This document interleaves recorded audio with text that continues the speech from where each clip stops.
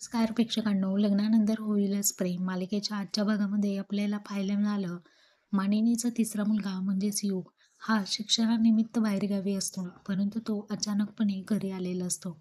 घरामध्ये आनंदाचं वातावरण असतं. जीवा आणि पार्थ तर त्याला उचलून घेऊन त्याचे खूप सारे लाड करतात. मानिनी म्हणते, माझ्या मुलाला आता धुपरोटी खाऊ घालते मी, किती लुकडा झालाय. अचानकपणे वसुंधरा आणि रम्या समोर येतात.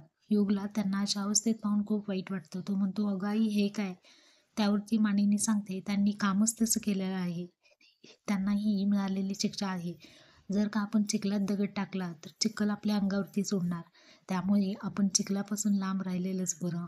आणि मानिनीने वसू आणि रम्या यांचा पाणउतारा केलेला असतो. तर अशा पद्धतीने आता मानिनीने युगला सुद्धा सांगितलेलं असतं की वसू आणि रम्या यांनी केलेलं कारस्थान. त्या दोघीही तिथून निघून गेलेल्या असतात. आता जेव्हा आणि पार्थ युगची गंमत करू लागतात,